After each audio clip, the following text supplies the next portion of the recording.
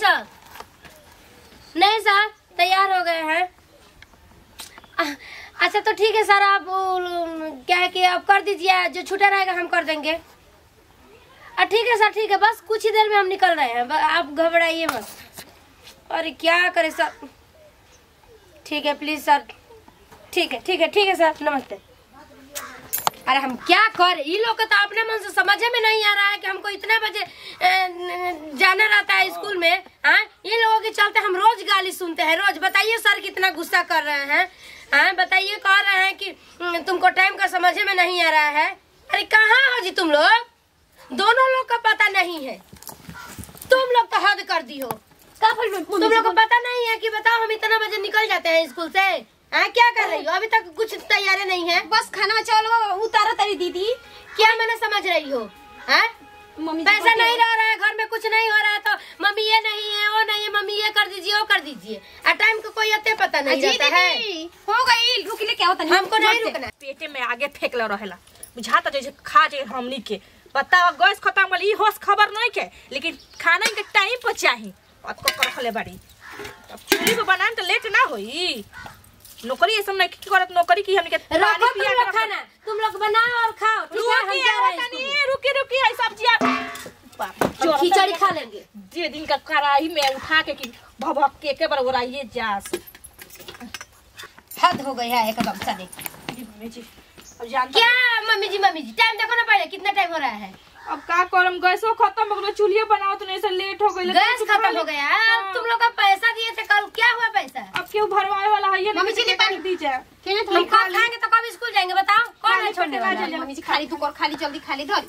खिसिया के ना आता ना, काम पे जाए के बटुए रहुआ। हम ना गाली सुन रहे हैं। लेट हो गया, चूल्हे बजे दो लोग हैं फिर भी टाइम से खाना नहीं बन रहा है। अरे माफ कर दी, आपके अली 2 बजे उठ के हमनी के अपन काम कर लेंगे जना दीदी। बैठोगी मार के भागोगी? नहीं नहीं रो, खाई नमक मको बताइए ठीक बाकी ना। नमक मको आई साला गरबा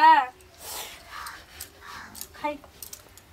अरे हम क्या करें, उधर सर का जल्दी जल्दी खा ली, जल्दी जल्दी खा ली, बिना खोले ना जाए के कहता हूं। हां पकड़ो जी इसको। ए मम्मी जी के स्कूलों में से भेज देम, सिलेंडर वो उठावे खातिर हमनी से ना नो जाई। हां कैसे भराई? तू ना तो साजी कन फिर लेट हो जाई खाना बनावे में। ठीक बना बनू। चलो ठीक है, छोड़ो, हटाओ हटाओ। ए मम्मी जी नथिया मंटी का पहन के स्कूल में जाला जी? हमको वही यही सब स्कूल में मांग है, तो हम क्या करें? होई के जनता है कुल सरकारी एथी होइनु। मम्मी जी नमक लागत है। अब मम्मी क्या कर रही हो? नहीं खाना दोगी? जाके जल्दी टिफिन पैक करो। ठीक, हम चल जल्दी टिफिन पैक करी। बड़ा बड़ा कपार पे का हलवा बनाए तो हलवा बनल बदल दी ओमे। जो पैक करना है करो, लेकिन कल से टाइम से होना चाहिए, नहीं होगा तो खाना में फेंक के चले जाएंगे। गैस भरवा दी मम्मी जी, ठीक बा? आज 100 रुपया में से उठ गइल बाटे। लो खाओ। ना जातन खाई भरिया कोई मोरी हो रही रे। पैसा खातिर त कपार पर चढ़ल बाड़ी जा। पैसा तेन आदमी करेला त का करबो? हो जागल मन त तब करे फिर पड़ी, नौकरी वाला बाड़ी त का कल जा। कपार पे चढ़ के रही है त जा कहतन मुंह पर त हम काहे के जानो? रउआ बड़ जेठ होके कुछ बोलते नहीं कि त हम काहे के बोले जाई मने? हमरा ई ने कनो के अलग कह दिया त कहां से खइबू? कनी की भात बना दिनु ना, भात ना बनी, कहत पुलाव बनी। पुलाव कह के कोनी है? हां, दुकान ले कोई कुछ होने से मुर्गा उर्गा बुझाता कुछ। अजी दीदी निमन ना बनी तो खती गरी आई है। ओ तो ये हुंगा गरिया है ना, वो हुंगा गरिया के गाड़ी तो सुना ही के बेटे। अब पैसा उ कमाते तो गाड़ी उ ना दिहन त के दी? पैसा कमाला उ गाड़ी देत रहेला। जा बतियोई हो का ना बतियोल उनकर मुंह तब कापे लो हाय धुन। जल्दी से बनाओ, तैयारी कर कुट मसाला वसाला दो सो हमरा को पीस उस दी, हम कुछ कर देना तो तू कह देबे के दीदी ए मम्मी जी खाली हो इहे कहले हम ही कहले बनी नहीं की कहले। तुम कहां कुछ कहे जानी जी? रउए बना देम पुलाव, ठीक न? हमारा सही हाथ का पत रहेला खाना बनावे में। अच्छा ठीक भले हम बना दे, हम काहे ना बनाए? तू खाली रहिए कि हां रहनी यहां बनाओ तो नहीं। जी दीदी जे पैसा कमाला उ गरियावेला होइसे तेंत करेला, हमार मरद नहीं खन कमात। जा कह कमात न तो हमरा बस के बात नहीं कि हम बूढ़ी से लड़े जाए। कछन हम केहू के बोले जानी ऐसा न तेंत करियन बूढ़ी नु तो हम चल जाई अपना मरद की है।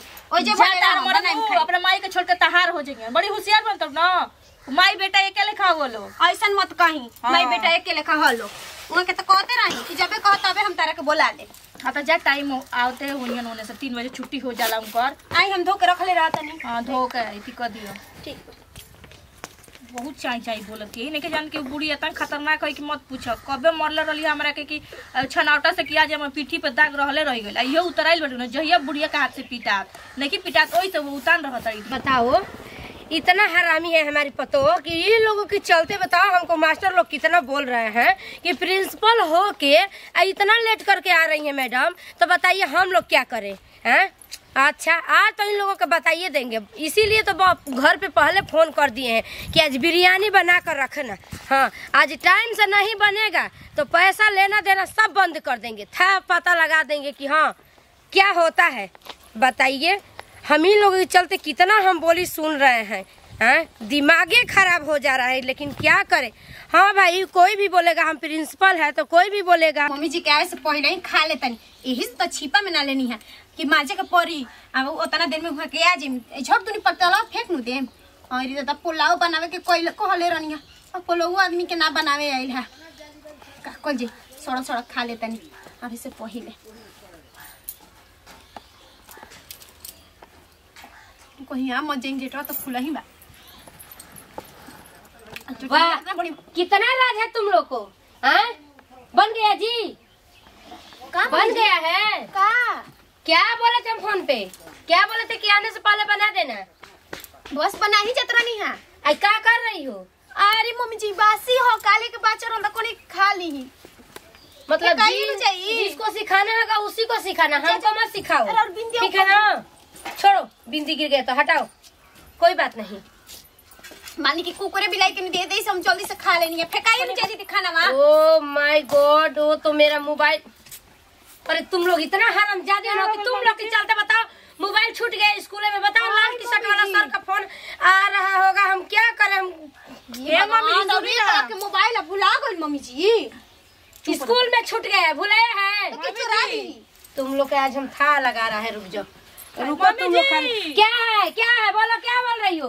दाल भात तो लोग खा लिए, हमको दाल भात तो कुछ नहीं खाना है, खाओ तुम लोग। आज की बात से 1 रुपया नहीं तुम लोग के हाथ पर डालेंगे, समझ गए ना। देख लिया क्या है और मैं से बोलत रहा था ये सब की पैसा दे रहे हैं तो निमन निमन बना के खा रही हो, ये नहीं समझ में आ रहा कि हाँ रुको स्कूल में जा रही है इतना पैसा कमा रही है, जो करे उसका हम पूरा करे कि नहीं करे। हमको नहीं बनाना पुलाव नहीं खाना है, बस हो गया। ऐसे हम ना बनल रही नहीं हम ऑर्डर कर रहे हैं ठीक है, आएगा हम खा लेंगे। अब तुम लोग अपना देखो, आज की बात से नमक चावल खाओ ठीक है। सब तुम लोग हम पता चला रहे हैं हमनी के आदमी ना हो जा, हमनी तुम लोग कहना कोई के आदमी हो जा कि ना तो काहे सब को डाल तो ली तुम जाना चाहिए ना। अपने मरद के फोन करो तनी हम जाते नहीं बाहर, हम बाहर हम जो जैसे निकल। बाप रे बाप चार हो तबाह हो गइल बनी, ऊ हमरे के बोलता रे हमरे के बोलती है भुआ त हमई फेकल पवार होइल जो हम अपने नहर चल जाता नी रह जाता लो खा जा बना जा कर जा। जी दीदी जी सब के उतार की गजी भाल बाटे कैसे आखिर हमर नौकरी चल जाई। रोज दिन मैंने हम टाइम से पहुंच रहे थे सर, 2 दिन में मैंने आप लोग क्या कर दिए, 2 दिन में मैंने लेट कर दिए तो इसका मतलब क्या कि मेरा नौकरी चला जाएगा। देखिए सास पतों का मैटर था थोड़ा घर में, मान लीजिए कि किसके घर में नहीं हो रहा है थोड़ा बहुत लड़ाई झगड़ा। अच्छा देखिए सर प्लीज कोशिश कीजिए ना। अरे हम क्या करें सर बताइए। अरे तो मेरा मोबाइल छूट गया था ना तो हम कैसे फोन उठाए। तो ठीक है हम कहाँ आपको कह रहे हैं कि आप गलत किए, लेकिन फिर भी देखिए सर थोड़ा पैर भी लगाइए ना, बोलिए ना उनको सर को। देखिए आप में और मेरे में इतना बनता है, फिर भी मेरे लिए आप थोड़ा बहुत तो हेल्प कर ही सकते हैं सर। नहीं हो सकता है ठीक है।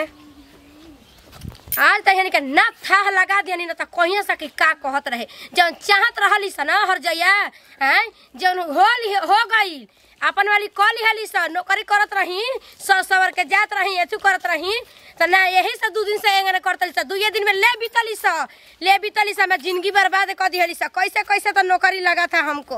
तू ना रह जे जेता ना रहत जावत ना इनका के बना दे तू ओतना हम बैग लेके चल दियलु ना इधर जाता नहीं हम इहो जाती अपना घरे चला जा बैग लेके कहीं जाए का नहीं के घर में रहने चाहिए। हमनी के जरूरत है अपन नौकरी लेके रही ठीक बना हेंग के घुट घुट के ना जिए घर में रो दीदी लेट होता है खाई रोज पुलाव ऑर्डर करके मांगा हमके जरूरत नहीं। अरे ये छूट जी सुना है नहीं है सोचा तो जाके हम तो लोग के डाटम बोला में तू करम कुछ ना करब तू लोग जौन कहबो जौन करब कहबो जे खाना बना के खाना बनाएम चूल झो के कहबो जे चूल झो कम कहबो जे तेल लगा के तेल लगाई बस हमरा के महीने महीने लइकन से पैसा मांगावत रही जे 10,000 तू 10,000 तू का है राउर पे हमका घूम लग गई रौरा नु करिए में काहे थी कुल के घर के आ काम गइलू जा ले बीतलू जा जिंदगी तो बर्बाद कर देलू जा तू लोग के चलते हो जैला के चलते मोबाइल छूट गई स्कूल में ललका टी शर्ट वाला सर से रात में बतियाव नी ना हमर लोग करिए खा गल काहे फोन से बतियावत रही तबे का रौरा नु करिए हां रहत एक सुना तो अपने मुंहे कहतड़ी तो